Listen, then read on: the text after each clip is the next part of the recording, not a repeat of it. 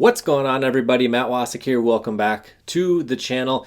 The other day I made a post both here on the community tab on my YouTube channel as well as in my Facebook group, which, by the way, if you're not a part of, go down below and join the group. And I made a post stating, ask me anything, anything about business, marketing, that sort of stuff. I was heading up north for the weekend and I wanted to do a video. I actually didn't get any time to do the video while I was up there, just busy having fun and just enjoying being outside. So I figured I'd have a little bit of time right here this morning to answer the question, so that's exactly what I'm going to do. So the first question comes from Tyler, who asks, are you strictly moving to client SEO? The answer to that is somewhat yes, somewhat no. For the most part here, as far as the content on the channel, is going to be mostly focused on building my agency. Again, the whole goal of my channel is just document what I'm doing within my business, and I might, as I start getting back into some of the hobbies that I've been wanting to get back into, I might share some stuff on that. If you guys are interested in that, leave a comment below. But the whole reason, and I covered this in the previous video of why I got into pay-per-call lead gen, was to get data so I could get clients. Then I got my initial clients. I got some amazing case studies from them, and then I'm using that to get more clients. So that was the whole reason for getting into it in the first place. It's still an amazing business model, but my entire goal, if you go back to December 2016 on my channel, you will see a video where I'm talking about hopefully getting, and I had no plan whatsoever. I didn't have any idea what I was doing. But I wanted to get to $25,000 a month recurring with my agency back from December 2016. I didn't come anywhere close to that. In fact, 2017, which was the next year after, was the worst year of my life. So nothing went well at all. There's not a single thing that went right when it came to business or really anything in that entire year. So if you want to go back, actually, I'll link it below. You can go and check that out. But that's pretty much what my goal has been this entire time, was to just build the data, get clients, and now can really start basically using that freight train to really start pushing through.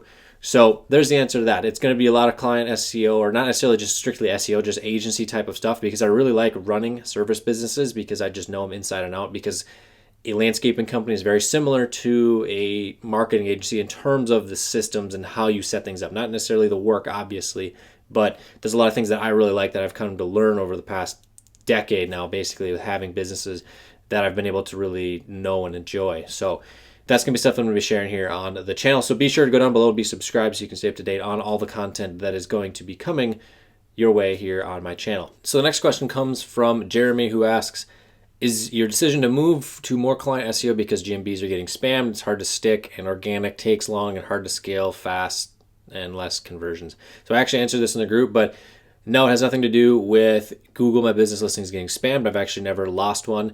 And also, ranking a client takes just as long, actually probably longer to rank if it's a brand new site, especially because you're not going to be blasting with PBNs. I'm going to be keeping it very white hat for as much as we can do in order to get them the results, because I want long-term results. If it's a lead gen site where you're churn and burn and you put $250 in the links, and if it gets de-indexed or blacklisted, then oh well. But this is a client site who's spending thousands of dollars. I'm not going to jeopardize their site with trying to rank it faster. So then Jeremy also asked, what happened to the software, SaaS, software as a service, that you mentioned you were working on? I never mentioned working on any software other than just City Page Pro, which I just sell. Matt Z of Lead Smart, he developed it, and I just partnered with him to sell it. And Nathaniel asks, if you are moving to Josh's model, please document your journey. Going to do that. Definitely going to share a lot of stuff on here. There's a lot of things that I can bring over that I learned over the years with my landscaping company in terms of systems and how to manage and how to track and that sort of stuff, and put that into my agency where I can really narrow down exactly how many man hours it takes to do everything and be able to really just be an extremely efficient operation. That's what my goal is with it. So Lena asks, is sending leads in advance without contacting the person a good option, or having some type of initial connection is the best approach to having a client? So I'm going to assume that you're asking regarding having a client, building their site, doing their SEO, doing their pay-per-click, that sort of stuff, rather than it being strictly a lead gen. So I would never send leads in advance without contacting them. I just don't think that's a good strategy at all, because someone's going to be wondering, well, am I on the hook for this? Do I have to pay for this or whatever? They're going to be just freaked out because it's something weird. So I wouldn't do that ever. Or having some type of initial connection, best for having a client or getting a client. So that's exactly how I got all my first clients for my agency, was just utilizing my network of friends that I had gained over the years with my landscaping business. My very first client I got was somebody that I met from an industry forum, and then the next couple clients that were actually paid, I met one of them when I was going to school for horticulture 8 years ago, basically, at this point. And the other client was somebody who I've known since actually since high school, and we kind of connected when they started their business about 7 years ago. So utilize people that are within your network. If you don't have a network, figure out a niche that you're good at, and then explore it and start building relationships there. So next thing is, how important is it to have guest posts on your money sites? So I've used some guest posts and it seems to work pretty well.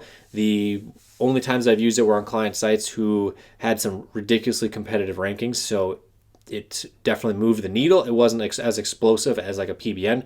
However, I would prefer long-term sustainability versus the quick explosiveness. And so then she also asked, what are some white hat SEO that can be used in your SEO clients? So citations are huge, and doing citation bursts, building links to the citations, all that sort of good stuff. Yext and Bright Local are a couple examples of that, and that's one of the big factors when it comes to that. And also just going and seeing what the competitors have in terms of links, because as much as I don't like Better Business Bureau, having a link from them is absolutely amazing to getting good authority with your site. So there's a couple examples right there. So Steve asked, there are companies like Red Ventures or Quinn Street that are doing hundreds of millions, billions a year.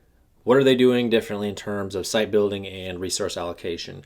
So I've not heard of those companies. I'm not sure if they're in the US or not, but every big company that makes tons and tons of money, it just comes down. I'm just generalizing. I don't have experience running a $10 million or $100 million a year company, but from the outside looking in, it really seems like it comes down to a good culture, so that way you attract the right people, having a lot of people or enough of them, whatever, they're operating efficiently, that have a goal that's they know that they need to achieve. You can't just say, hey, do this, but you got to kind of have a culture that encourages them to want to actually win with what you're doing, profit sharing, that sort of stuff, and having a good management structure and systems in place and protocol that explains every single process and facet of the entire business so it can operate without its owner. So that is pretty much what they are doing, because I guarantee you the owner of Mortensen Construction, who built US Bank Stadium, I doubt that he was there moving any of the bricks or pouring any of the concrete or going up 300 feet or whatever it is high into the sky hanging lights on the top of the stadium. So that's what it comes down to. So his next question was, if you had an unlimited amount of capital, how would you do things differently? So you got to put a number on that, because is it $100 million? Because if that's the case, then forget working. I'm just going to put that into low risk investments and then just live off the interest and then go do whatever I want. That's what I would do. That's what my goal is anyway. It's not necessarily a number put onto it, but make as much cash as I can while building my business, and then be able to exit my business and build more businesses and just continue doing that and reinvesting, where you can then just start doing whatever you want, because eventually you don't have to work and you still have money coming in, almost on autopilot. There's still management, that sort of stuff, but that's what I would do with that. So next is, yes, who do you learn from in this industry? So I'm not going to go over all of the people I've watched over the years, but as far as like SEO and that sort of stuff, I don't really watch anybody, because what we've been doing works. I continue to look into certain things that are coming up with like Google updates. I'll obviously read into that, but I don't watch other influencers. The only person I watch on YouTube for education related stuff is Alex Becker. That's it.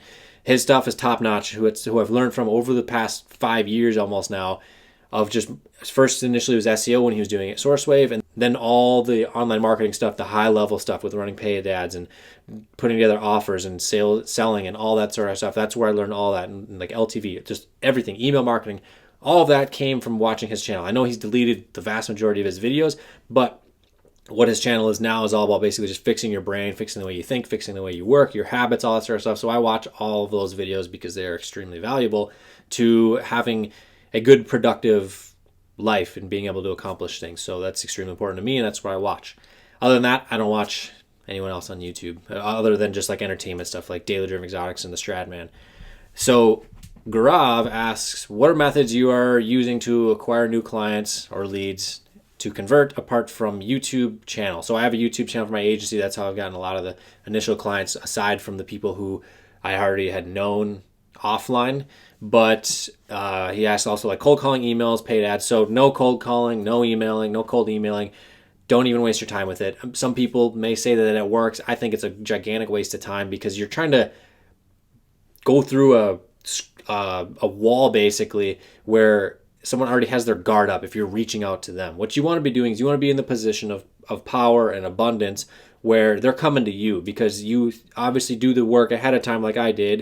And I'm not saying I'm the best. I'm just saying you go and you get the data, you get the results, you get the case studies, you're able to show it off via paid ads with a case study funnel, And then they come to you to book a call because they see, okay, this guy or this company is great.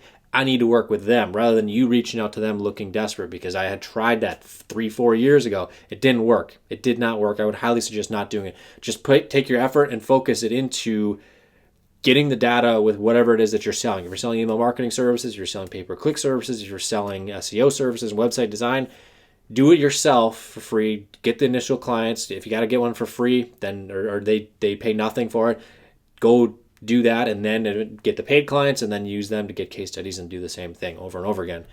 So Christian then asks, talk about your client acquisition methods, what works, what doesn't. So I kind of just covered that in the last one. Just being in a position of abundance where you're the one who's the go-to authority. They know it, they respect you because of it, and that's going to set you apart, bar none, over getting the clients and getting them coming to you, especially because when you put paid ads in front of them, and that's going to be primarily with Facebook or YouTube, being able to just get them coming to you because they're going to see, okay, wow, they did this for this client. This is what I want for my business. I got to get in touch with this company. So somebody asked, is pay-per-call via SEO still worth it? Yeah, it works every single day. I just wasn't my goal, was not my long-term goal to build a business based on that. And he has money and time for return, not looking for quick returns. That's good. I would recommend that for every single business because it's going to take time and patience. It does not happen overnight. If it happened overnight, I would have been rich within 2 months back in 2015 when I first initially got into this. I did things the hard way for a long time, but now I kind of have things kind of figured out. Now, it says also, though, what industry should I do for January to June? So I don't know if you got to be looking at like not just certain periods of the year, but home services. Home services just works. Best thing out there, in my opinion, for at least that business model. Now, Dustin asked, bouncing from websites to print on demand, don't have passion to do either. Came across your lead gen, sparked interest with your experience. Now, if you had started from scratch, what would you do differently? Or what would you do now that you know what I know about making a business online? So first thing, customers and clients don't care about passion at all. They care about what you can do for them. They care about what the result is. They care about what the product is. They care about what the service is going to do for them. So that's what you have to realize. Now, I guarantee if you got really good at building websites, let's say you're building them for, it can be kind of tough to find clients. I would imagine you could probably target them somewhere on Facebook or YouTube, but people that own Shopify stores that have the money to spend 5 or 10 grand on a website that you build for them, and then you start becoming good at it, or maybe you take it a little bit cheaper, say $1,000 or something. Don't be targeting Shopify beginners that have no money, because that's just not going to work out.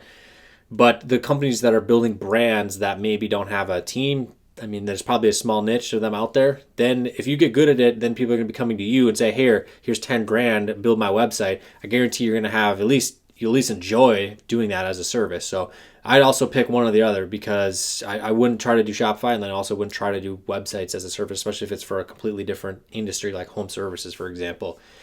And if I was starting over from scratch, knowing what I know now, I would have just done everything way, way, way, way, way faster. I would have just skipped a lot of the shiny object syndrome that I had from like 2017 or actually 2016, trying to do Shopify e-commerce dropshipping stores and trying to do running Facebook ads for clients. It was a complete disaster. It was just a complete joke. Nothing ever went well. Trying to sell digital products to a market that I did not have really any authority built up in, and that's basically with the lawn training and that sort of stuff. I had to pay influencers on Instagram, and it was just a mess. None of that worked, and I would have just bypassed all of it, and I was just stuck with what I knew, which is building a website for a business and ranking it, getting them results. And it would have been light years ahead if I would have just stuck with it, not just saw all the shiny objects all over the place from the entire what you could see on YouTube over the past few years now. So that's exactly what I would do. Pretty much what I'm doing, just would have accelerated it much, much, much faster. So somebody asked how to close a client the quickest way. And he built a website, getting calls, easiest way to sell to local business, giving them free leads, no value. So now I don't do the free lead things. I just did the work for free for somebody, and they worked as a testimonial. And this was a long process to get all this stuff going. It was stupid long. I did it the wrong way. There were a few different things I would change about it, but I can elaborate that in another video. If you want me to do a video on that, leave a comment below on basically the whole process on what I would do differently with starting over from scratch. I'd actually have a lot of fun making that video. But so the quickest way to close a client is to have results from businesses that are just like theirs. So for me, it's landscape and irrigation companies that do between 200 to 2 million or 200,000 to $2 million a year in revenue.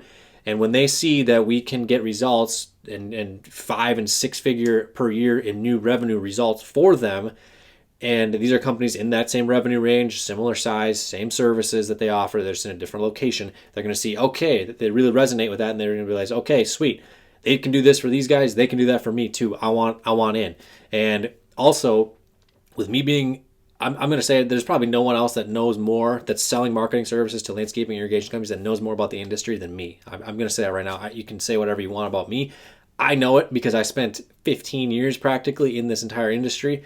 I know it inside and out. So when I converse on a go-to-meeting call with a landscape company owner, we can talk about building paver patios. We can talk about cutting grass, and before you think that's nothing to it, there's a lot of work. There's a lot of things that go into it to do that efficiently as an operation.